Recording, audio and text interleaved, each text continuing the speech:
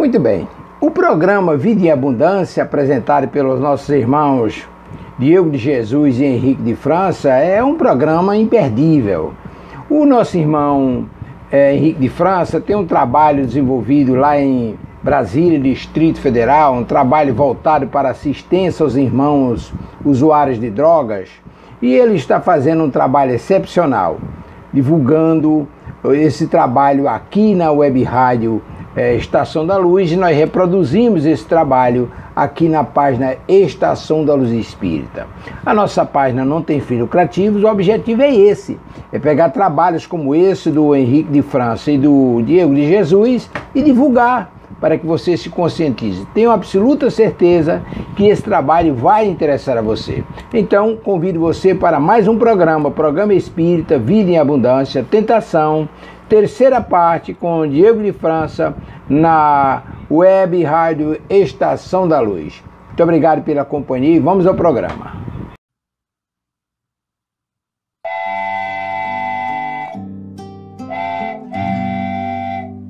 Pai nosso, que estais no céu,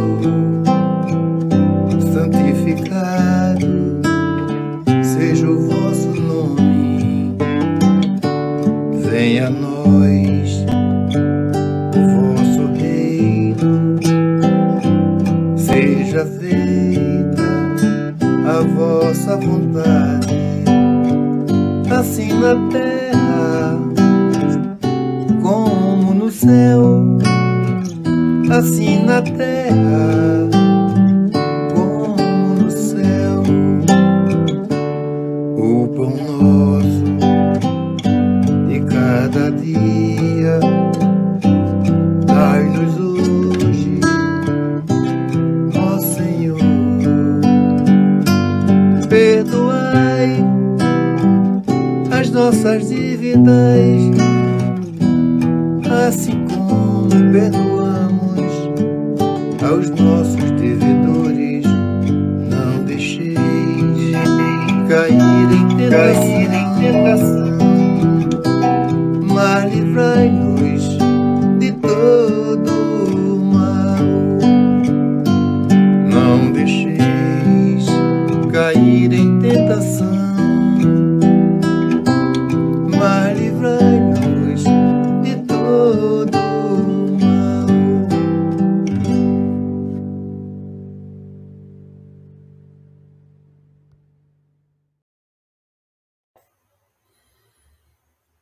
Boa noite, meus amigos, minhas amigas.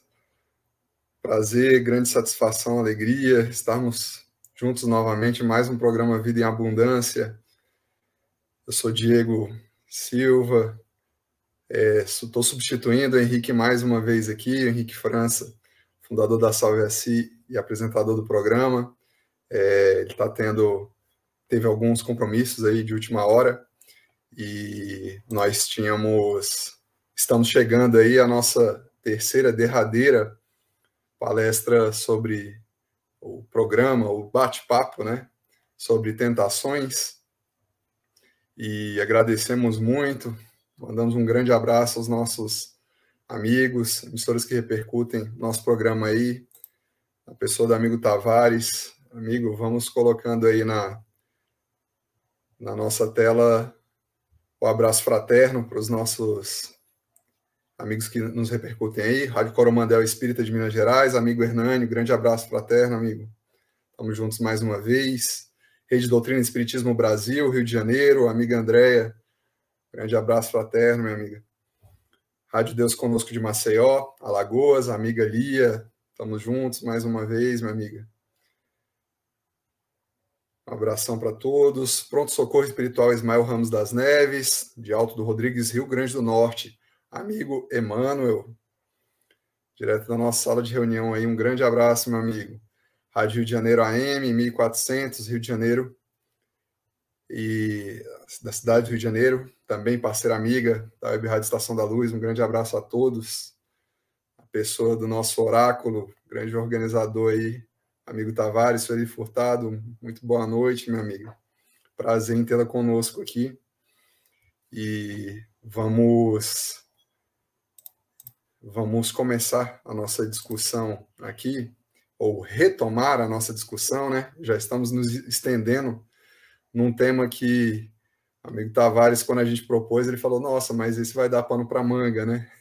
A gente já esperava que ia se estender um pouquinho, acaba que é um tema, tentações que vai puxando vários outros temas aí, e vamos iniciar não sem antes fazer a nossa oração, nosso momento de conexão com o alto, para que possamos estar inspirados e atingir da melhor forma possível os corações que nos acompanham, estão juntos de nós aqui, e todos os que estejam necessitando das nossas boas vibrações, e convido a todos a serenarmos nosso pensamento nesse momento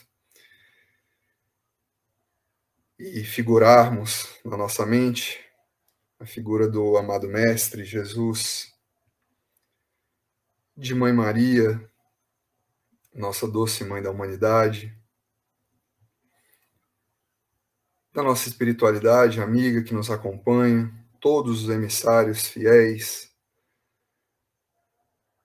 do nosso Mestre amado, governador espiritual deste orbe, responsável pela nossa trajetória espiritual, de todos, cada um de nós que habita este orbe mãe, essa mãe Gaia, nossa terra querida, na qual o amado Mestre nos prometeu que nenhuma, absolutamente nenhuma das ovelhas, aí incluídas nós encarnados, os amigos, irmãos desencarnados também, nenhuma delas estaria abandonada e nenhuma delas se perderia sob a responsabilidade, a luz da sua destra divina, amável, carinhosa, que nos dirige os destinos, nos mostra os caminhos. Rogamos, amado Mestre, espiritualidade amiga, tua sublime inspiração das esferas insondáveis ainda por nós, que emanam leite e mel, esse manancial de luz que nos circunda e que depende de nós apurar nossa sensibilidade, o nosso sentimento, o nosso amor, o nosso serviço no bem, para poder a cada dia mais sorver todo esse orvalho divino, possamos estar iluminados de alguma sorte, Senhor, pelo teu amor infinito, possamos cumprir nosso mistério com todas as nossas limitações, imperfeições, possamos ser instrumentos da vossa paz dentro da tarefa que nos cabe a cada um de nós, em Romaria, em Êxodo aqui, na nossa encarnação, a presente encarnação, e com a graça de Deus nas próximas que virão.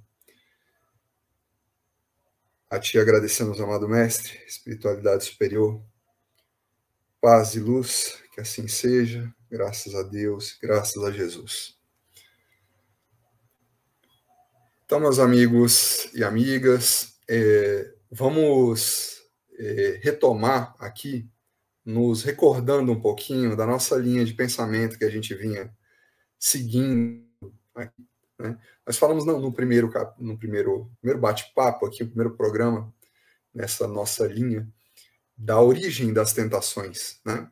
A gente conversou aqui que há uma conjunção harmônica, né, entre todos esses acontecimentos, né, que envolvem as revelações divinas que nos chegam do alto, né, e gradativamente, né, segundo a evolução do pensamento humano, da mente, do espírito em si, que a cada degrau, né, acima vai ganhando possibilidades, recursos para absorver toda essa luz, essa realidade, os conceitos, a vivência em si da realidade transcendente, mais sublime, menos material, mais sutil, né, da nossa natureza em si, que é espiritual, é divina, né? Somos todos nós filhos do mesmo Criador, temos o germe divino da criação dentro de nós, e pouco a pouco, tal qual a semente que germina no solo e rompe e cresce em direção à luz, somos nós aí tentando nos aproximar cada vez mais, encarnação após encarnação, e mesmo na nossa erraticidade enquanto desencarnados, temos a possibilidade de avançar em direção à luz, e esses movimentos individuais, naturalmente, são acompanhados pela coletividade, da mesma forma que o espírito individual, o indivíduo, está destinado à evolução, as sociedades, as coletividades e os planetas em si, os orbes, também o estão.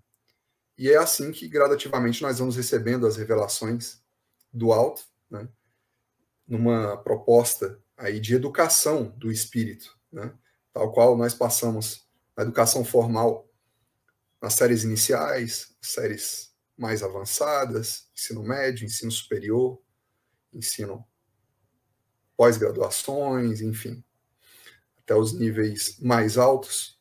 Da mesma forma, nós recebemos o conhecimento, não podemos receber o conhecimento se não estamos em patamares, em séries evolutivas que comportem essa luz, né?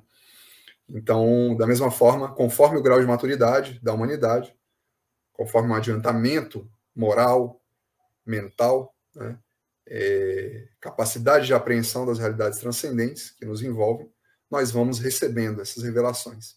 Então, chegamos à conclusão que o Cristo, Jesus, né, vem nos mostrar, retomando ali a própria trajetória do povo judeu, no seio do qual o mestre governador deste orbe escolheu nascer, né? Então, o nosso êxodo no deserto, né, nada mais é que a nossa jornada espiritual, a nossa jornada de evolução espiritual, né, que encontra o destino final, né, tal qual está narrado no êxodo ali, em uma terra prometida, a terra da promissão, né?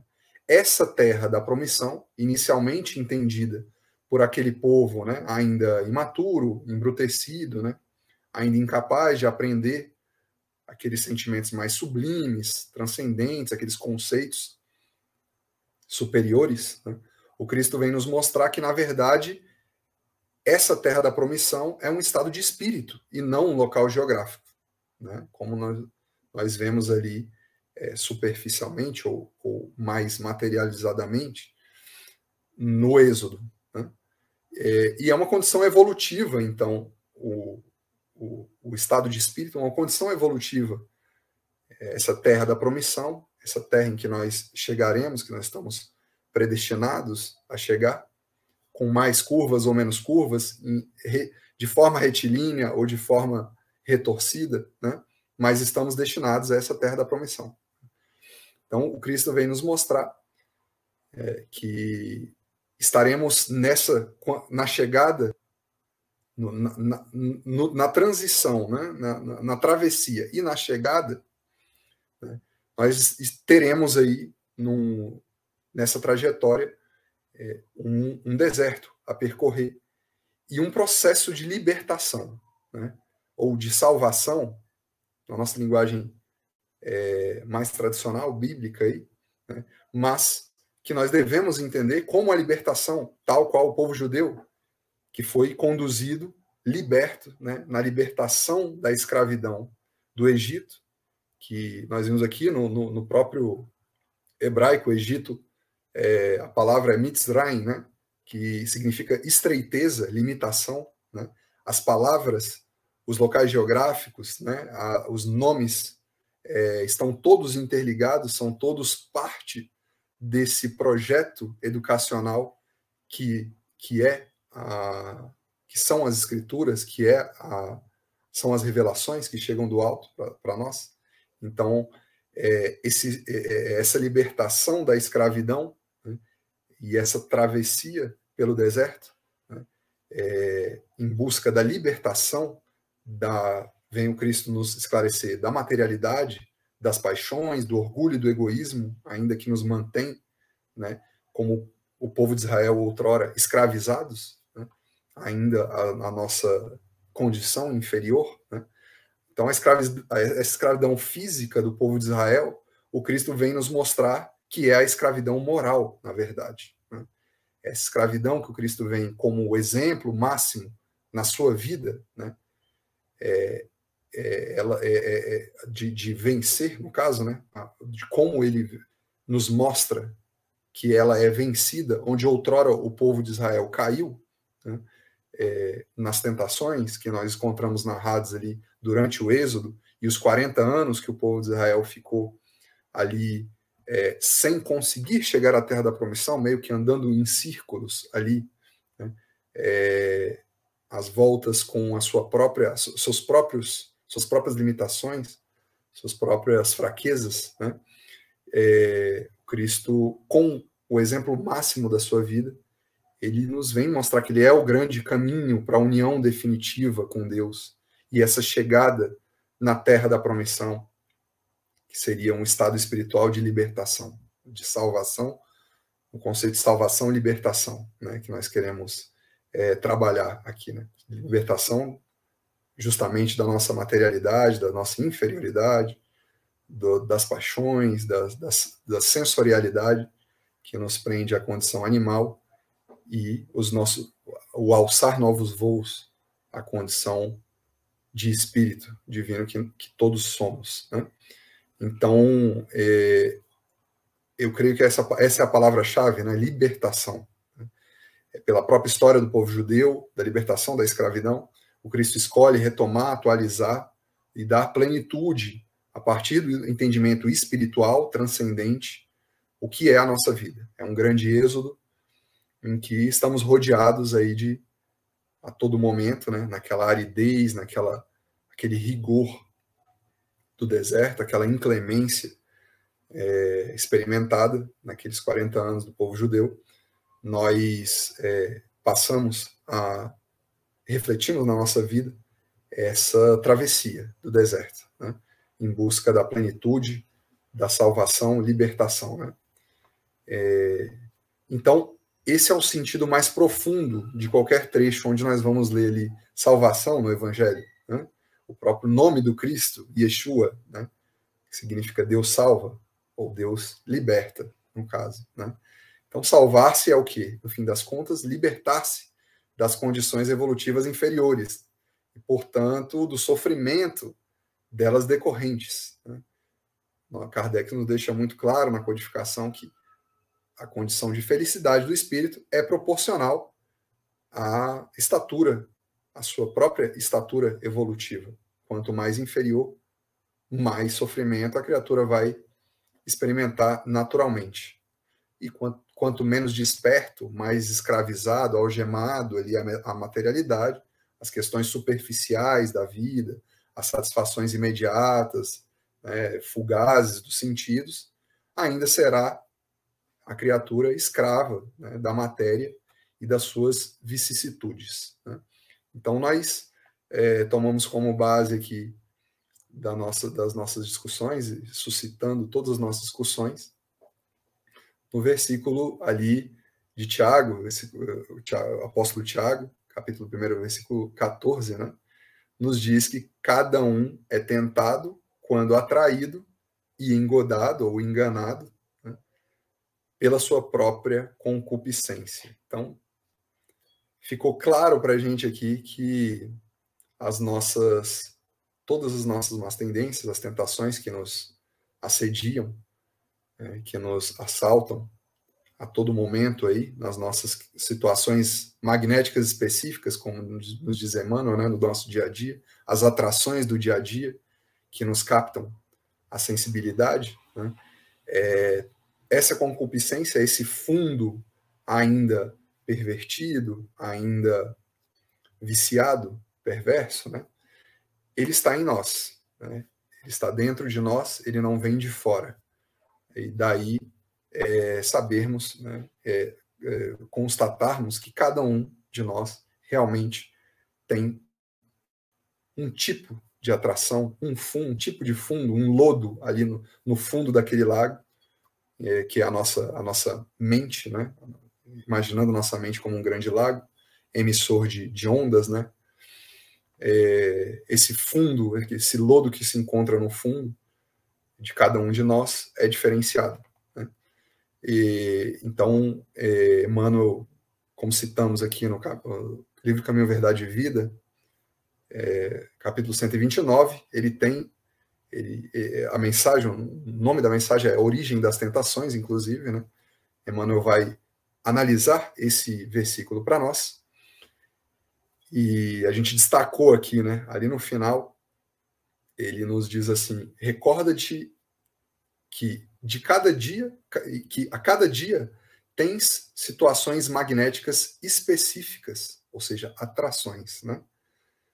Considera a essência de tudo que te atraiu no curso das horas, aquela média do que nos atraiu no nosso dia, né? E eliminarás os males próprios, atendendo ao bem que Jesus deseja, né? E como, né, amigos e amigas, esse é o nosso grande desafio. Partir para o como. Como eliminar, né, essas atrações, essas sugestões, esses arrastamentos, né? Nós já demos uma pincelada no Livro dos Espíritos, Kardec ali, na questão 911, nos vem até perguntar, né, uma questão tão pungente da natureza humana, né? Kardec não deixa passar nada, pergunta o máximo possível, extrai o máximo possível da sabedoria dos espíritos superiores, né? Pergunta para os espíritos, mas não haveria tentações ali, arrastamentos tão fortes que não fossem possíveis de serem vencidos, né? Os espíritos nos respondem, nós lemos uma resposta que muitas vezes, às vezes é um pouco dura, nós não gostaríamos de ter lido, né? Porque nos convida, realmente nos convoca ao acendimento da nossa vontade mesmo, da nossa perseverança em nos vencer, né? Eles respondem que muitos dizem que querem, mas muitos satisfeitos estão com o que não seja como querem, né? E a vontade está só nos lábios, né? Temos que trabalhar por fazer crescer, por alimentar, acalentar essa vontade, as palavras de Leon Denis, né? A soberana potência da alma nos nossos corações, né? Nosso dia a dia. Temos questões aqui. A gente até vai falar um pouquinho sobre obsessão. Eu estava aqui. Muito legal a sintonia, né, Tavares, dos amigos que nos assistem aí, né? Com as perguntas. É muito legal que a gente consegue sempre pegar um gancho com o que nós já íamos trabalhar aqui, né? Nos conceitos. A gente tem uma pergunta aqui da Vanessa Silva, de Buritirana, Palmas, Buritirana, né? Esse é o bairro lá, né? De Palmas, Tocantins. Normalmente, nas tentações, sempre acusávamos o diabo. Olha isso, Emmanuel vai tratar nessa própria mensagem do Caminho, Verdade e Vida, isso. Hoje, tudo é culpa do obsessor. Nas nossas tentações, por que isso ainda ocorre? Transferência de erros, né? Terceirização de responsabilidade, né, Vanessa? Realmente,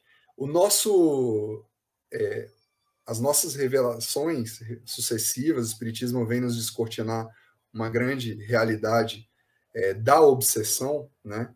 Ainda antes um pouco ignorada por nós, mas o fundo, Vanessa, da desculpa, da terceirização de responsabilidade, eu acho que esse é o termo mais adequado para a gente tratar disso aqui, é o mesmo, Vanessa. Só mudou o objeto. Antes era o diabo, porque nós não tínhamos esse esclarecimento do processo obsessivo, do mundo espiritual. Nós vamos trazer aqui, agradeço muito a sua pergunta, porque nós vamos trazer aqui um caso da série André Luiz, né, do livro Ação-Reação, que sempre nos impressionou muito de obsessão, eu achei muito interessante, E é um dos conceitos correlatos aí a tentações, sem dúvida, é a obsessão. Obsessão, paixões também, né? A gente vai falar um pouquinho aqui. Mas o objeto é o mesmo, a terceirização de responsabilidade, o modus operandi, continua sendo... O objeto é diferente, na verdade, né? Mas a terceirização da nossa responsabilidade de vencer a nós mesmos, de cuidar desse nosso fundo viciado e reorientar as nossas potências, as nossas paixões, né? Reprogramar ou refundir os nossos automatismos, as nossas respostas mentais. Nós vamos tratar um pouquinho disso aqui, mas essa responsabilidade sempre foi nossa, Vanessa. E pelo nosso comodismo, a nossa vontade ainda bruxuleante, né? Como nos diz Emmanuel, nossa chama bruxuleante do bem ainda, que é muito aplacada muitas vezes pelo mal que nós cultivamos durante vários séculos, as escolhas equivocadas, os nossos deslizes aí. E agora, nesse momento, depois de séculos, milênios às vezes, né? Andando em círculos, como o povo judeu ali nos mostra metaforicamente, nos 40 anos de êxodo no deserto, nós começamos a despertar. Né? No começo do nosso despertar, evidentemente, né, vai haver forças contrárias, né, que com as quais nós estivemos caminhando. Isso é normal, é natural. Né? E a luta, ela vai se instalar dentro de nós. Né? Essa transferência, nós temos a transferência de erros, né, ou terceirização de responsabilidade, que você muito bem vem trazer para a gente aí.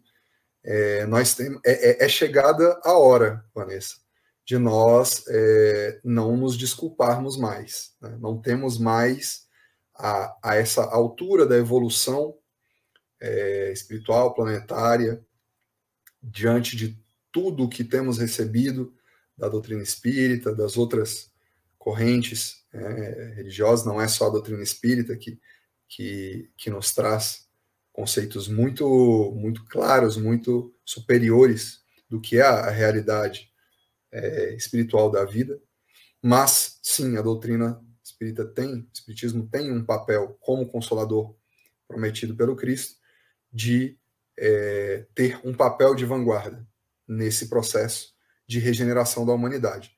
Portanto, se nós estamos em contato com essa mensagem, nós temos responsabilidade e não podemos mais adiar esse processo com transferências ou terceirizações de responsabilidade. Muitos de nós, Vanessa, nós estamos aí na última encarnação em um planeta de provas e expiações ainda, né? Um orbe ainda não completamente regenerado, mas tudo nos indica aí, com o próprio apoio da codificação kardeciana, que os tempos realmente são chegados, né? E a convocação está aí para todos nós, principalmente nós que temos contato com a doutrina espírita e temos muito conhecimento, né, à nossa disposição, portanto, temos muita responsabilidade. Né?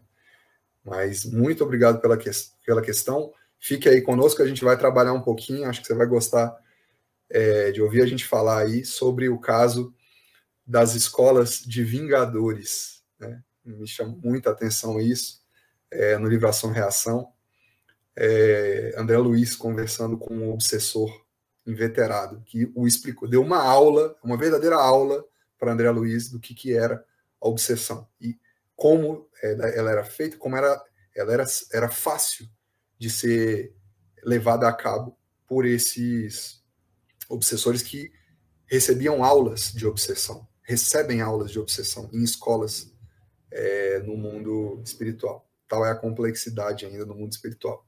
Né? Então, nós queríamos aqui chamar a atenção também no livro Pão Nosso, capítulo 136, a mensagem chama-se conflito, né? E Emmanuel trabalha esse versículo aqui de Romanos, capítulo 7, versículo 21. Diz o apóstolo Paulo, né? Acho então esta lei em mim, : quando quero fazer o bem, o mal está comigo. Veja que é o que a gente falava aqui, né? O apóstolo tem outro versículo muito citado do apóstolo Paulo, ele famoso, não vou lembrar a carta aqui, mas é aquela história, o mal que eu quero fazer, que eu não quero fazer, eu ainda faço, mas o bem que eu quero fazer, esse eu ainda não faço, né? É uma clara representação do ser humano ali, que já despertou o indivíduo, o espírito que já despertou para a necessidade do bem, da evolução, do progresso, da caminhada em direção à luz, mas ainda batalha naturalmente, internamente, com as suas fragilidades, os seus maus pendores, as suas paixões desgovernadas ainda, né? Então, Emmanuel nos comenta assim, né? Os discípulos sinceros do Evangelho, à maneira de Paulo de Tarso, encontram grande conflito na própria natureza. Quase sempre são defrontados por enormes dificuldades nos testemunhos. No instante justo, quando lhes cabe revelar a presença do divino companheiro no coração, eis que uma palavra, uma atitude ligeira os traem diante da própria consciência, indicando-lhes a continuidade das antigas fraquezas. Mais à frente ele vem falar assim, né, complementando aí a pergunta da Vanessa. Alguns atribuem as quedas à influenciação de espíritos maléficos e, geralmente, procuram o inimigo no plano exterior, quando deveriam sanar em si mesmos a causa indesejável de sintoma com o mal, né? Lá, para o final, Emmanuel conclui assim: enquanto o homem se mantém no gelo da indiferença ou na inquietação da teimosia, ou seja, enquanto o homem se mantém no gelo da indiferença ou na inquietação da teimosia, não é chamado à análise pura. Entretanto, tão logo desperta para a renovação, converte-se o campo íntimo em zona de batalha. Eu gosto muito dessa parte, né? Que Emmanuel fala, o campo íntimo converte-se em zona de batalha. Para a gente entender que a nossa luta, essa nossa batalha, esse bom combate que o apóstolo Paulo nos convoca, tanto, né, nos convida a realizar, é natural, é uma condição natural da nossa vida. Aqui encarnados, a vida no campo material, na evolução espiritual, né, em busca da nossa a nossa purificação, né, espiritual, perispiritual, a nossa libertação da nossa escravidão milenária, né, os nossos sentimentos inferiorizados, as nossas atrações, o nosso mau uso dos nossos recursos, né, que têm sido disponibilizados a mancheias para nós durante tantos séculos, tantas encarnações. Nós temos desperdiçado o nosso tempo, os nossos recursos, né?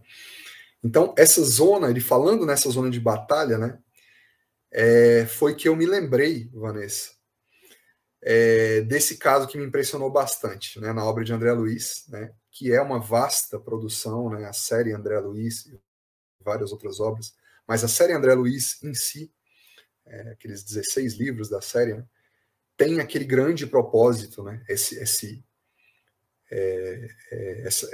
união, essa parceria entre André Luiz, na psicografia de Chico Xavier, intermediada por Emmanuel, o coordenador, né, o mentor espiritual de Chico e o coordenador geral da atividade mediúnica de Chico Xavier aqui na Terra, né, nessa última encarnação. Essa união entre André Luiz e Chico Xavier tem o claro propósito de nos desvelar em detalhes o que é a realidade do mundo espiritual, o que é de fato a nossa vida, que não é essa vida aqui transitória, passageira, que os sentidos que ferem os sentidos, né? Mas uma vida espiritual, né? Em que nós temos hoje em detalhes, realmente em detalhes muito muito refinados, né?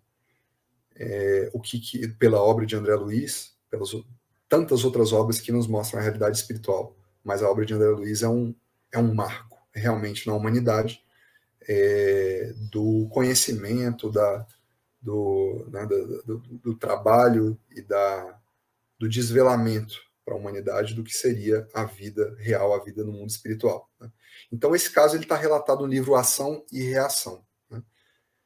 André Luiz está ali com Hilário e Silas, outros espíritos mentores e companheiros ali, que faziam parte de uma equipe de socorro, né, no mundo espiritual, e buscavam fazer cessar ali um processo de obsessão já grave, bem intensa, né, de 2 tios, né, assassinados pelo irmão sobre um sobrinho deles que ainda estava encarnado, estava ali vivo, encarnado, né? Então, o que havia ocorrido? Esse encarnado, o pai desse encarnado, havia assassinado 2 irmãos por conta de uma herança. A gente até falou da gravidade, né, dos compromissos hereditários no sentido de sucessórios, né, no sentido de herança, né, para quem recebe e para quem deixa aqui, né? Está relatado no capítulo 30 do livro Nosso Lar, né? Então, esse pai, né, desse encarnado, desse jovem encarnado, havia matado, né, assassinado os 2 irmãos por conta do recebimento de uma herança do pai deles, né, o avô desse encarnado, no caso, né, desse sobrinho.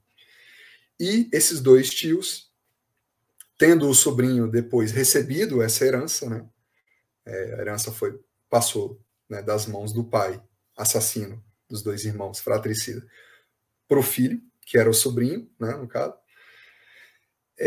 Esses 2 tios assassinados, né, estavam ali no mundo espiritual, obsidiando esse sobrinho, né, que estava hoje com essa herança em mãos, né, essa riqueza em mãos, né. Em determinada altura ali dos acontecimentos, o espírito Leonel é o tio, um dos 2 tios assassinados, o mais esclarecido ali dos 2 tios, já era um obsessor inveterado, já, né, muito astuto, muito perspicaz, né. Ele dá uma verdadeira aula para André Luiz sobre obsessão, né. O Leonel, ele explica mais ou menos assim, né, para André Luiz, né. Eles cursaram, né, uma escola, chamava Escola de Vingadores, no mundo espiritual. Veja só, parece coisa de filme, de ficção, filme de super-heróis mesmo, né. Veja como é complexa, e nós nunca nos cansamos de ver a complexidade do mundo espiritual, né. Então ele contava, né, que existe no mundo espiritual inteligências avançadas, perversas e avançadas, né, que governam as cidades, né, localizadas nas regiões densas ali, né, da região vibratória, né, aquela região vibratória mais densa ali do mundo espiritual, que ensinam nessas escolas como devem ser realizadas as obsessões, né.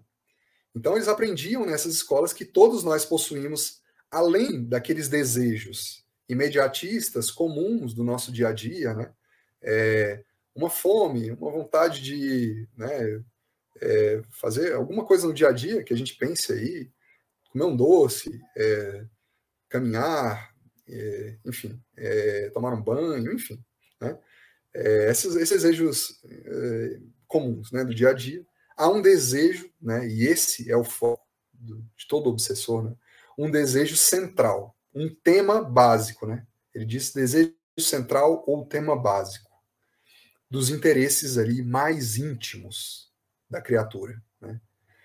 Então, além dos pensamentos comuns, esses ligados à experiência da rotina, do dia a dia, né, nós emitimos com uma maior frequência esses pensamentos que nascem desse desejo central, né, que nos caracteriza, né?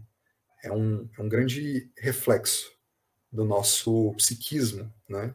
Do espírito em si. Esses pensamentos, né, decorrentes desse desejo central, eles passam a constituir ali o reflexo dominante, né, nas palavras do espírito, né, o reflexo dominante da nossa personalidade, esses pensamentos, né. E desse modo, né, diz Leonel, ali nessa explicação, é fácil conhecer a natureza de qualquer pessoa, né, em qualquer plano, né, encarnado, desencarnado, através das ocupações e posições em que ela prefira viver. Veja só como o obsessor sabe muito bem o que ele está fazendo, né? Aí diz ele assim, né, no livro: a cobiça é o reflexo do usurário, a maledicência é o reflexo do caluniador, o escárnio é o reflexo do ironista, a irritação é o reflexo do desequilibrado, tanto quanto a elevação moral é o reflexo do santo, né? A gente sabe que o pensamento é a vida do espírito, né? É a própria casa, é o lugar onde ele vive, a nossa mente é o lugar onde nós vivemos, né? E é o reflexo da nossa vida, né? Então nós plasmamos, né, tudo que nós estamos pensando e ali nós vivemos e nós temos um tema, todos nós temos aquele tema central, aquela média psíquica, né, que nos acompanha, que nos define, que reflete ali e é muito facilmente captável, né, em se tratando da visão espiritual, né? Então, conhecendo esse reflexo mental do indivíduo, é fácil, né, seria muito fácil, relata Leonel, né, o espírito Leonel, reconhecer, né, esse reflexo mental. Fica muito fácil ali, nas palavras ali, né, de André Luiz relatando, né, fica muito fácil superalimentar esse reflexo mental com excitações constantes, né, ali insuflando aqueles impulsos, os quadros já existentes, né, na imaginação do indivíduo, né, que ele já projeta, ele já acalenta aquilo tudo, né, e aí o obsessor cria, sugere outros, vai sobrepondo, vai insuflando, né, aquele quadro mental, né, aquela configuração, aquele reflexo que ele vê, né, vai caminhando nesse modo, né, para um nível de fixação mental, né? O indivíduo fica com aquela fixação, aquele estágio, aquela vibração, né, aquele nível de pensamento bem fixo naquela ideia central, aquele tema central, né, que acaba, por assim dizer, envolvendo toda a vida, né, espiritual do indivíduo, né? Então, mais uma vez citando o ipsis literis aqui, né, como está na descrição ali desse espírito. Através desses processos, né, que nós escrevemos ali, a superalimentação das excitações, insuflando ali os impulsos, quadros já existentes ali, a própria munição que nós já oferecemos, né, com o nosso psiquismo, nós criamos e mantemos facilmente o delírio psíquico ou a obsessão, que não passa de um estado anormal da mente, subjugada pelo excesso de suas próprias criações, a pressionarem o campo sensorial. Isso é muito importante, gente, né? Ou seja, obsessão ou delírio psíquico, nas palavras do próprio obsessor, muito astuto, muito inteligente, ela não passa de um estado anormal da mente, que é já subjugada, né, escravizada ao excesso de suas próprias criações, a pressionarem essas criações que pressionam o campo sensorial, né? Então, elas são acrescidas dessa influência direta ou indireta de outras mentes, né, desencarnados ou não, temos o obsessor encarnado, temos os obsessores desencarnados, atraídos eles pelo próprio reflexo dessa mente, né, que já tinha essas criações, né? Novamente, como o apóstolo Tiago vem nos falar, né, cada um é tentado, né, na conclusão, veja que na conclusão, Leonel diz assim, né, e sorrindo concluiu, Cada um é tentado exteriormente pela tentação que alimenta em si próprio.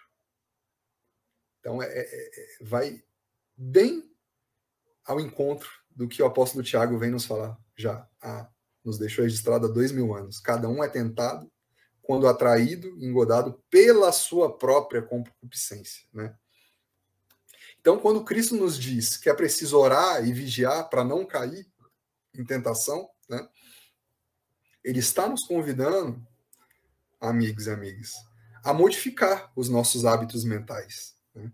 A elevar esses nossos temas centrais de pensamento a outros objetos, né? Acima da materialidade, acima da satisfação rápida, fugaz dos sentidos ali, dos prazeres desgovernados, né? Em excesso, né? Ele nos está convidando a modificar esses hábitos, né? A esses temas centrais serem sublimados, serem elevados, né? E não presos aqui ao terra a terra, ao dia a dia, as questões superficiais da matéria, que vão ter a sua importância. Se não tivessem, nós não estávamos aqui encarnados, passando. É essencial que nós tenhamos a experiência material antes de ascendermos a outros planos de responsabilidades, de manipulação, né, das criações de Deus, né? Mas nós aprendemos aí com o próprio obsessor falando que os nossos hábitos mentais criam reflexos condicionados ali, que são como formas automáticas, automatismos, respostas automáticas, né? Ou seja, durante muitas encarnações, durante muito tempo, repetidas, né? E, obviamente, estão impregnadas ainda, né, no nosso psiquismo. Não é de um dia, de uma noite para o dia, que nós vamos modificar esses caminhos, né? Esses circuitos mentais, né? Que criam esses hábitos, né, mentais. Então, são formas automáticas de reagir, né, a estímulos do nosso dia a dia, da nossa existência, da nossa experiência, né? São que Emmanuel chama de situações magnéticas específicas, né? Cada um de nós está submetido a situações magnéticas específicas na nossa rotina, no nosso dia a dia, né?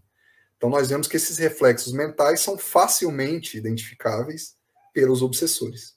São treinados para isso, né? Se aperfeiçoam nisso, nós vemos aí, né? Em uma dessas escolas que nos é relatada aí, né? Pelo próprio espírito obsessor. Por isso eles sabem aí, né, o que estão fazendo, né? Eles só, na verdade, pegam a munição mental que nós já oferecemos e atiram contra nós mesmos, né? Eles sopram, né, numa representação muito simples. Eles sopram as brasas que já estão ali na nossa mente, ferventes, né? Nós já criamos, nós já temos esse fundo milenarmente criado, né? Ainda pervertido, né? Então, resumindo, quanto mais nós alimentarmos hábitos mais edificantes, tanto da nossa experiência mais material quanto do nosso pensamento, né? O nosso controle mental, o nosso controle ali de ações, né? Menos, né? Quanto mais alimentarmos esses hábitos mais edificantes, menos nós vamos estar sujeitos à subjugação dessas entidades, né? Desses irmãos infelizes, em estados mais inferiores da existência, né? Da experiência. E como alimentar esses hábitos mentais mais edificantes? Nós discutimos bastante aqui com o Henrique nos outros encontros, né? Nós poderíamos alimentar esses hábitos mais edificantes parados em casa, curtindo uma ociosidade, ou não, vou me abster das tentações, então eu vou ficar aqui, né, em casa, eu vou buscar um isolamento, assim eu não tenho qualquer contato, né? A gente vai se isolar do mundo, né, em uma contemplação divina, como muitas vezes se buscou e ainda se busca, né, em muitas correntes aí, nós vemos, religiosas, uma introspecção, às vezes absoluta, um isolamento total do mundo, seria para isso que nós viemos à matéria? Estamos organizados em sociedade aqui? Né? Não nos parece, né? Não parece, e não é essa a indicação, né, da nossa literatura espírita aí, para realmente o nosso combate, o nosso bom combate. Todos os nossos estandartes, aí, as nossas referências no cristianismo, são todos espíritos que se lançaram de corpo e alma aí ao bom combate, à experiência ao enfrentamento direto, né, das vicissitudes, das fraquezas, do contato em sociedade, né, organizado, com os demais encarnados, com a experiência que a matéria nos propõe, realmente. Né? Então, ficar horas e horas ali, né, investindo em oração, por exemplo, para evitar qualquer contato com as tentações, né, não é, né, pela nossa experiência, realmente, né, o melhor meio, né, para nós burilarmos, né? Rosângela, muito boa noite aí. Sueli nos traz aqui, né? Mas acredito que é na vida de encarnado que sabemos se estamos evoluindo, porque é aqui que estão as provas para nos testar e nos fazer crescer. Sem dúvida, Sueli, sem a encarnação, nós não temos a prova. A encarnação, né, é a prova buscada, né? Estou lembrando aqui do trecho do Evangelho segundo o Espiritismo, né? Muito, muito interessante, né? A encarnação é a nossa prova buscada, né? Que todos nós buscamos, porque sabemos que sem ela, né, sem esse contato, esse cadinho, esse forno que forja que burila o nosso espírito aí, né? Nós não temos como progredir, como avançar, né? Ainda vem aqui, apesar de que o corpo material e suas limitações nos dificulta muito nas escolhas. Sem dúvida, Sueli, o corpo, a encarnação em si, é uma limitação, né? É uma prisão para o espírito, né? E os momentos ali de sono, de transe, né, são verdadeiras libertações, né? Momentos de recreio, digamos assim, né, para o espírito, que enfim se sente liberto aí, né, das amarras ainda da carne. Mas é claro, a experiência, nunca vamos desprezar a experiência material, senão nós não estaríamos aqui nela, não haveria sentido, né, de tantas múltiplas encarnações, e é só por ela, por meio delas, né, aqui nesse orbe de provas e expiações, que nós vamos galgando os nossos degraus. Mas buscarmos sempre estarmos no mundo sem sermos do mundo, né? Como diz, deixa registrado o apóstolo João também, João Evangelista. Estou no mundo, mas não sou do mundo. Temos plena consciência, né, que nos dá essa esperança, que nos dá esse alento, que nos dá essa capacidade, essa resiliência para aceitar todas as provas, todos os dissabores da nossa vida material, essa esperança, essa certeza de que nós somos seres espirituais e estamos numa breve jornada aqui. Tudo fica mais leve, tudo fica mais suave a partir da consciência, desse foco da vida espiritual, né? Da nossa vida real, primitiva, primária, né? E perene, e que sempre vai, e eterna, né? Que é a nossa vida espiritual, né? Então, mas muito bem observado, né? O corpo material nos limita em muito, né, as potencialidades do espírito, né? Boa noite, Aécio César, Minas, Sete Lagoas Gerais, um grande abraço. Tem uma outra pergunta aqui, né, amigo Tavares? Falando em tentações, você acha mesmo que Jesus foi tentado lá no deserto? E por quem? Ana Rosa, de Caxangá, Suzano, São Paulo. Obrigado pela pergunta, Ana Rosa. Nós discutimos isso no nosso primeiro encontro sobre tentações, tá? Passando rapidamente, nós recorremos aqui à nossa literatura espírita, à nossa codificação, livro A Gênese. Já vou trazer aqui o nosso capítulo aqui. O item é o 52, eu não estou lembrado agora do capítulo. Tá? O próprio João Evangelista nos vem trazer que as tentações do Cristo são uma metáfora, uma representação. Hoje, com o nosso esclarecimento, né, sobre a realidade espiritual, a natureza do Cristo e dos Cristos planetários em si, né, isso vai ser tratado, aproveitando aqui, Tavares, vou fazer a nossa a convocação aqui para os amigos assistirem a série, que vai ser muito interessante. Eu vou acompanhar com certeza aqui, nossa Web Rádio Estação da Luz, de estudos sobre as revistas espíritas, né? As edições da revista espírita, uma riqueza grandiosa, né? Para além da própria codificação kardeciana. Na Revista Espírita de fevereiro de 1868, São Luís nos mostra ali, nos demonstra em um artigo fantástico, né?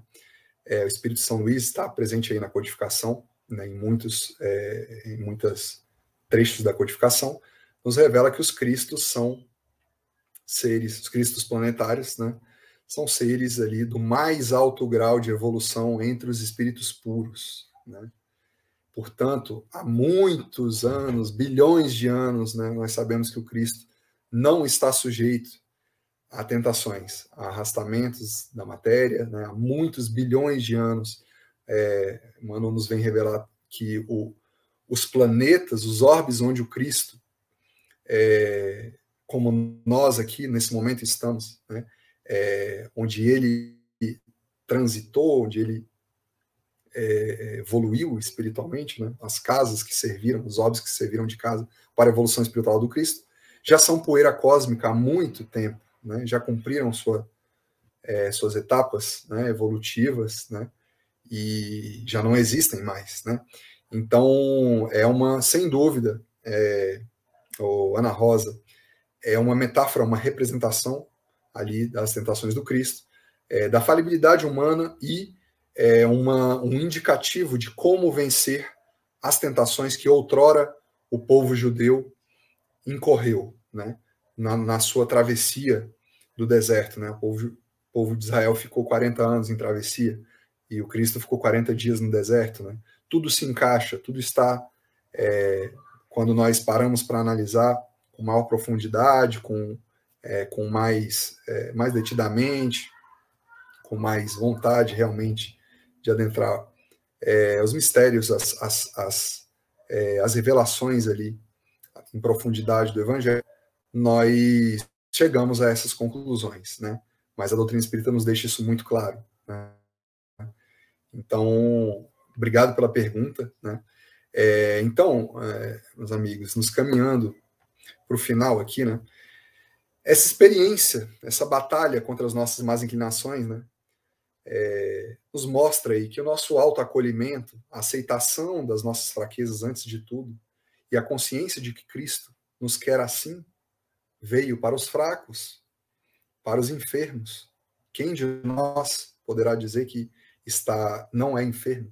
Todos nós aqui, né, sem exceção, nesse orbe de provas e expiações, temos que nos considerar enfermos, né, em cura, em processo de cura, né?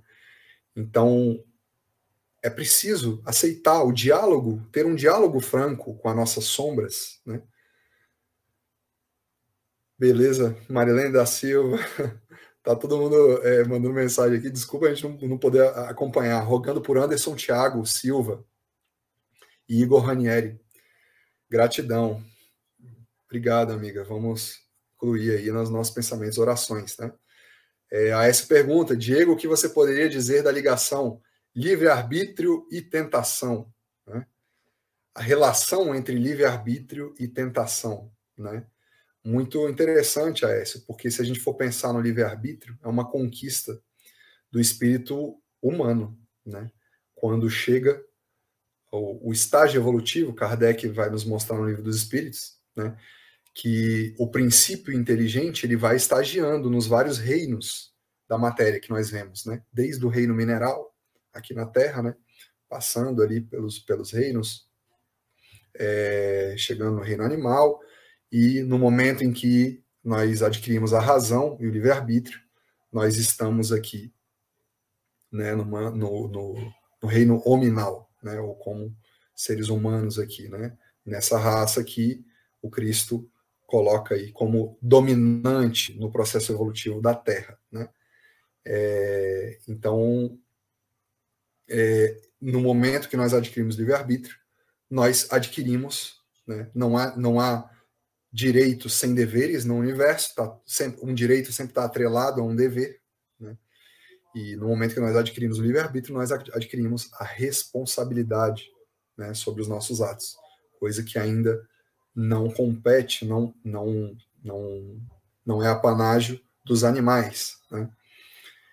Nesse momento em que nós temos o livre-arbítrio, conquistamos o livre-arbítrio, nós temos, portanto, responsabilidade e temos caminhos a seguir, temos escolhas a fazer, temos um caminho né, voltado para o bem, caminho voltado para o mal, né?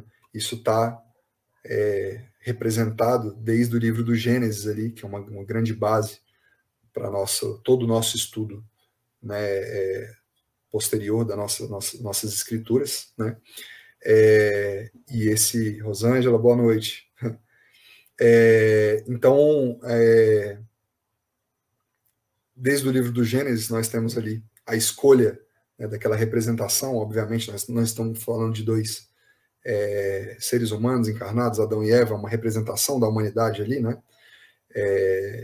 E nós temos uma escolha equivocada, uma escolha em que o homem, né, Adão ali e Eva, né, os seres humanos ali, escolhem tomarem o lugar de Deus ou ultrapassarem a lei divina, os mandamentos divinos, que era naquela representação não comer do fruto da árvore do conhecimento do bem e do mal, né?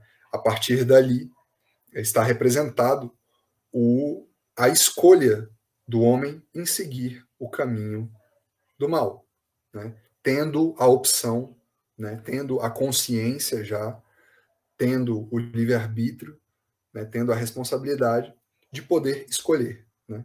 No momento que nós podemos escolher, e nós escolhemos o caminho do mal, né, nós estamos ali exacerbando o nosso desejo, né, alimentando um desejo que vai se tornar, ao longo de sucessivas investidas nessa satisfação, nessa transgressão da lei divina, vai se tornar um vício, vai se tornar, portanto, né, uma tentação, um arrastamento, né? É aí que nós criamos, né, esses automatismos, né? Como a gente diz aqui, esses hábitos mentais que vão se tornando reflexos ali, né? Que são, obviamente, atrativos para os obsessores, as más influências, né? Então, essa é a relação, né, entre livre-arbítrio e tentações, ou livre-arbítrio e escolha e responsabilidade, né? Espero que tenha ficado claro aí, né? A gente ia comentar aqui, né, por fim, algumas questões no Livro dos Espíritos que são esclarecedoras nesse sentido, né? Muito esclarecedoras, né? Por fim, a gente estava falando aqui sobre como a gente proceder a como a gente renovar os nossos hábitos mentais, né, as nossas ações, em direção a caminhos mais edificantes, né, e, portanto, dissipar ali, dissolver essas tentações que nos escravizam, né.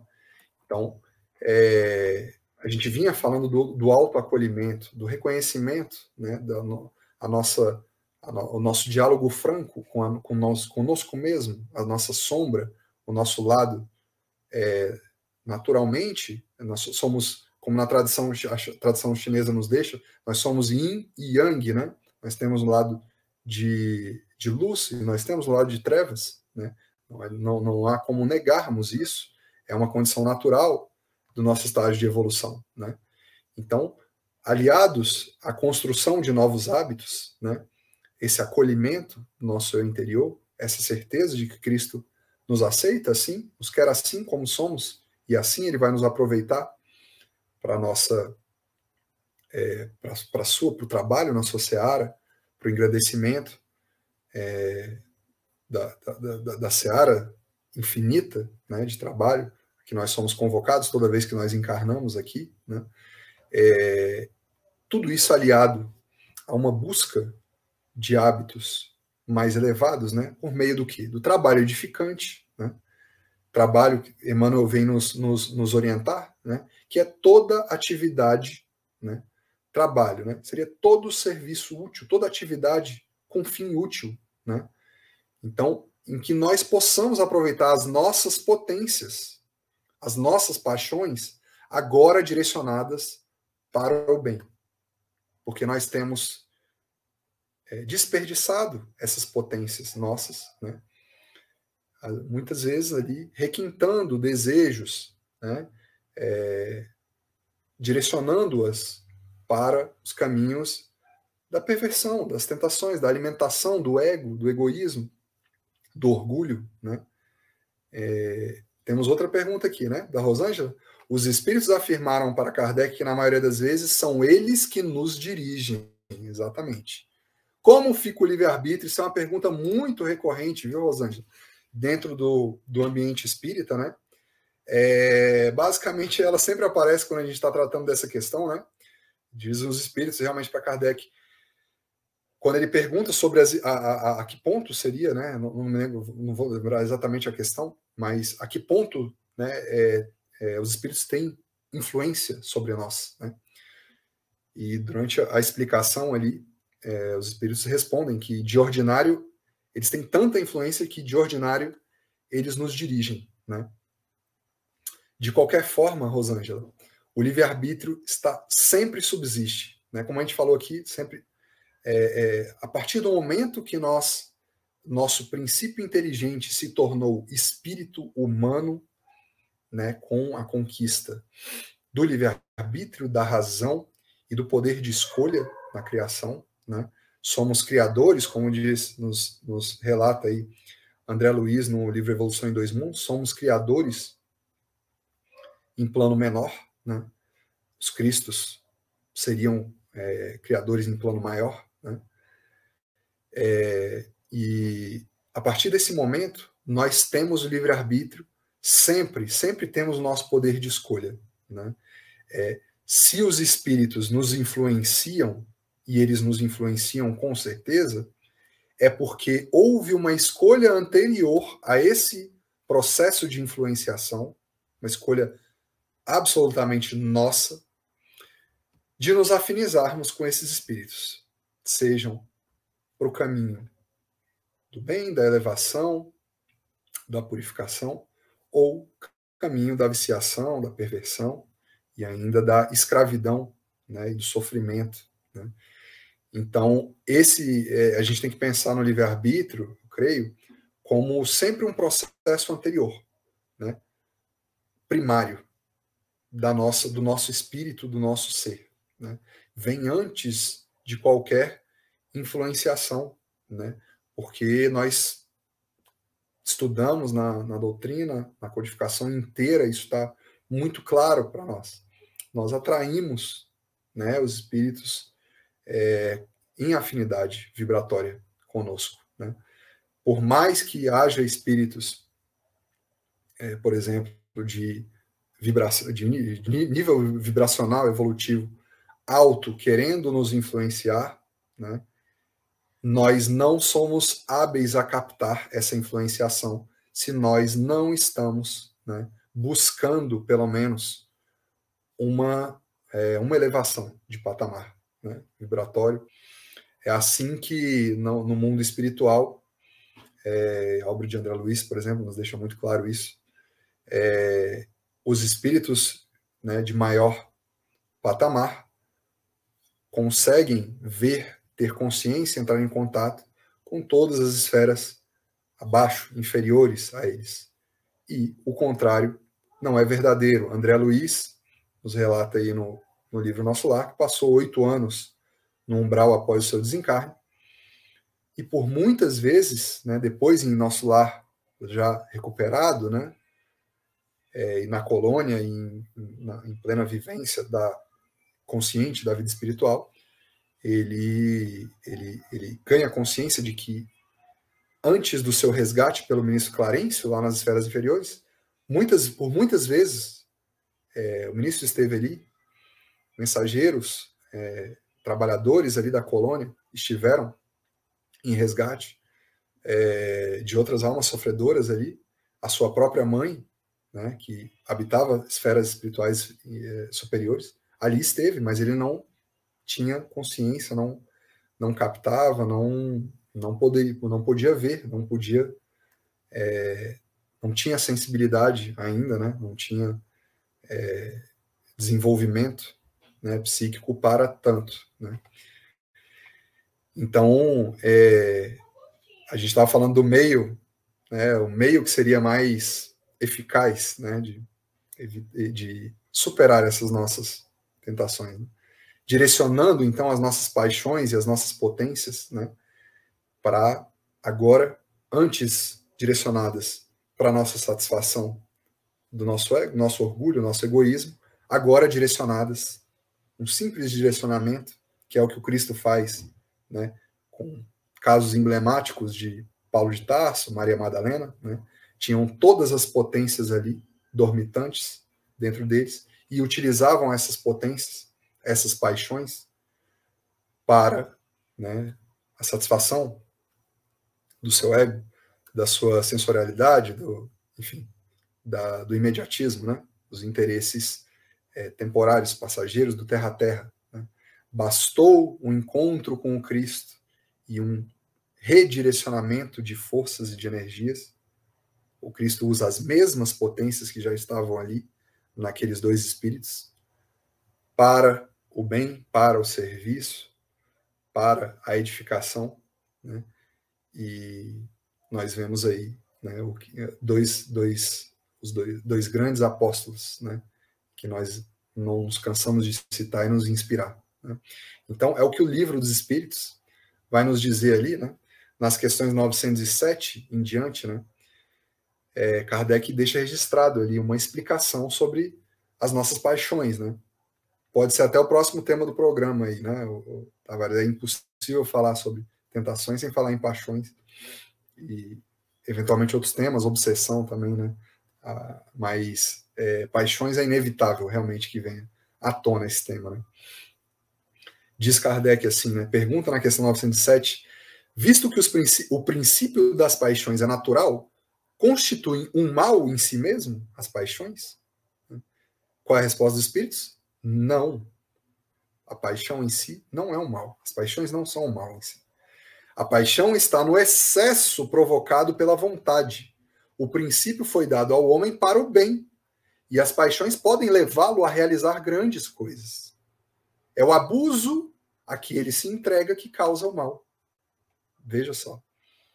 Então busquemos essas nossas potências, né, que já estão em cada um de nós, como seres divinos, né, que estão direcionadas para a satisfação, hoje, temporária, do terra a terra, da viciação, da escravização, do sofrimento decorrente de tudo isso. Né? Direcionemos, busquemos onde nós podemos direcionar, para onde, no bem, dentro do serviço do bem, que é uma seara infinita, nós podemos direcionar essa atenção, essa energia, essas paixões. Né? Na questão 908, Kardec pergunta assim, como definir o limite em que as paixões deixam de ser boas ou más? Resposta dos espíritos, as paixões são como um cavalo, que é útil quando domado e que é perigoso quando domina. Reconheçam, portanto, que uma paixão se torna perniciosa no momento que deixam de governá-la e quando tem por resultado um prejuízo qualquer para si ou para outrem. Né? E depois vem uma explicação muito esclarecedora sobre as paixões aí, sobre os espíritos, né? Que os espíritos nos deixam, né? Então, eu vou ler o primeiro parágrafo aqui, que é muito interessante. Dizem ali os espíritos: as paixões são alavancas que decuplicam as forças do homem, né? 10 vezes mais, e o ajudam a cumprir os desígnios da providência. Olha só. Mas se em lugar de dirigi-las, o homem deixa-se dirigir por elas, cai nos excessos, e a própria força que em suas mãos poderia fazer o bem, recai sobre ele e o esmaga. Fantástica essa questão, né? E aí vem a nossa questão 909, muito famosa. O homem poderia sempre vencer as suas más tendências com seus próprios esforços? Resposta simples, clara, sucinta e lapidar dos espíritos: sim. E às vezes até com pouco esforço. O que lhe falta é a vontade. Ah, como são poucos os dentre vós que se esforçam, né? Então, na questão 912, para fechar essa questão das paixões, Kardec pergunta: qual é o meio mais eficaz de se combater a predominância da natureza corporal, ou seja, da materialidade, né? Os espíritos respondem: abnegar-se. E nós, né, refletimos aqui: como se abnegar? Como se abster dessas paixões, dessas tentações, né? Aqui significa se abster de tudo numa postura inerte, num aprisionamento voluntário, numa clausura, né? Milenarmente nós construímos aí mosteiros, nós construímos, né, lugares de isolamento da sociedade, né? Hoje nós temos esclarecimento, né, pela própria vida do Cristo, de tantos luminares aí do cristianismo, que não, né? Tudo seria uma questão de direcionamento, né, como nós vimos. Paulo, né, apóstolo Paulo e Madalena só precisavam de um direcionamento de forças das suas paixões, né? Então, amigos, nós queríamos realmente agora, para finalizar, no livro Coragem, né, Emmanuel nos traz uma mensagem, chama Quanto Puderes, né, que nós gostamos de citar bastante, nos inspira bastante aí, né? Lá, em um trecho aqui que a gente vai destacar, Emmanuel nos diz assim: aceitemos o combate em nós mesmos, reconhecendo que a disciplina antecede a espontaneidade. Não há purificação sem burilamento, como não há metal acrisolado sem cadinho esfogueante, ou sem fornalha, né? Então, de novo, a disciplina antecede a espontaneidade, né? Essa é uma das frases, um dos trechos mais lapidares de Emmanuel, né? Porque a gente pode pensar assim: mas que tortura, né? Vamos ficar para sempre nessa guerra interior, né? É o que muitos vão pensar, não, mas é um combate inglório, né? Eu vou estar sempre aqui sendo tentado e lutando contra mim mesmo, e passando nesse processo de combate, nesse processo de conflito interno, né? Isso pode levar naturalmente, né, ao espírito ainda com pouca vontade de desistir de combater os próprios impulsos viciados, né? E Emmanuel vem nos dizer que a batalha, ela sempre se dá durante um tempo necessário para forjar em nós a verdadeira virtude. A partir do momento, né, ou seja, a disciplina, temos que ter essa disciplina, né, esse combate, essa insistência, a persistência, até o momento em que nós atingimos a verdadeira virtude. A partir desse momento, ela se torna espontaneidade. Ela é espontânea. Não há mais conflito. Não há mais o mal a se vencer. Ele já foi dissipado, né?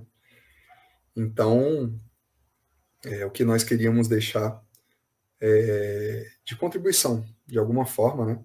Diz a Rosângela aqui, coloca aí de novo, Tavares, diz a Rosângela aqui pra gente: não, é combatendo o bom combate, diga-se de passagem, não é nada fácil, né? Realmente, não é fácil, ninguém prometeu, o Cristo não prometeu que seria fácil, ele disse: no mundo tereis aflições, né? mas tem de bom ânimo, porque eu venci o mundo, né? Nós não precisamos vencer no mundo, nós precisamos vencer o mundo. Vencer no mundo é glórias efêmeras, temporárias, né? Ornamentos à nossa personalidade, cargos, funções temporárias, posições sociais, tudo isso vai passar. Caminhemos com essa certeza, né? Essa consciência da transitoriedade de tudo isso. Só levaremos realmente o que de virtude nós construirmos em nós. É o nosso único, a nossa única maior preocupação deve ser sempre essa, né? O que, como diz o Divaldo sempre, o que nós temos, nós deixamos. O que nós somos, nós levamos, né? Então, meus amigos, um grande prazer. Obrigado, muito obrigado mais uma vez pelas nossas perguntas, muito enriquecedoras. Agradecemos pela estarmos juntos aí, trocando conhecimentos, aprendendo sempre. Não é de forma alguma um monólogo aqui, por mais que estejamos aqui em interação aqui, só pelo chat aqui que nos aparece com as perguntas. Estamos sempre aprendendo bastante, estamos aqui em condição de mais um irmão aprendiz, né? E agradecemos demais aí as nossas parceiras, emissoras que nos repercutem aí. Irmão Tavares, muito obrigado mais uma vez e vamos partir para a nossa oração final.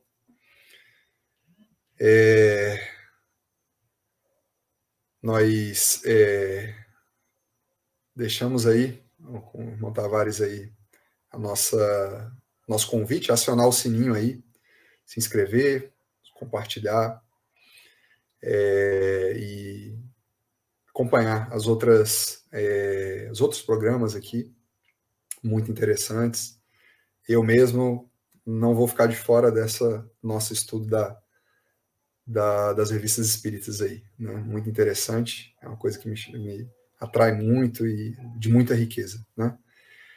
Então, vamos serenar mais uma vez nosso pensamento e levar a nossa consciência até o alto e agradecer profundamente, em espírito de profunda gratidão, por tanta luz que verte do alto, por essa fonte de vida que chega até nós, nos envolve, essa água viva com a qual nos é dado o grande privilégio de estar em contato, que é o Evangelho do nosso Mestre amado, e por todo o apoio, por toda a abnegada presença tão persistente, tão amorosa, durante tantos séculos, tantos milênios a fio de existência, desde os primórdios em que nem consciência tínhamos de nós mesmos. Cristo, o Criador, toda a espiritualidade que acompanha a evolução deste orbe já nos acompanhavam, nos amavam profundamente, nos conduziam no nosso processo de burilamento, de ascensão até a luz divina. Pedimos, amado Mestre, sejais conosco, não nos abandoneis, pois sem ti absolutamente nada somos e nada seremos. Possamos, passo a passo, dia a dia, estar, de alguma sorte, cada vez mais em contato com a tua divina e infinita luz. Possamos ser servos cada dia mais fiéis, instrumentos verdadeiros da tua paz, do teu amor, conscientes das nossas missões, do nosso dever, que nos cabe na tua imensa obra, conscientes do nosso potencial infinito, a realidade espiritual e os horizontes de beleza insondável ainda, de luz, de paz que nos aguardam. Estejais conosco, amado Mestre, nos iluminando, nos educando, nos conduzindo. Hoje e sempre, que assim seja, graças a Deus, graças a Jesus. Obrigadão, amigo Tavares, um grande abraço, nos vemos na próxima. Um grande abraço, amigos.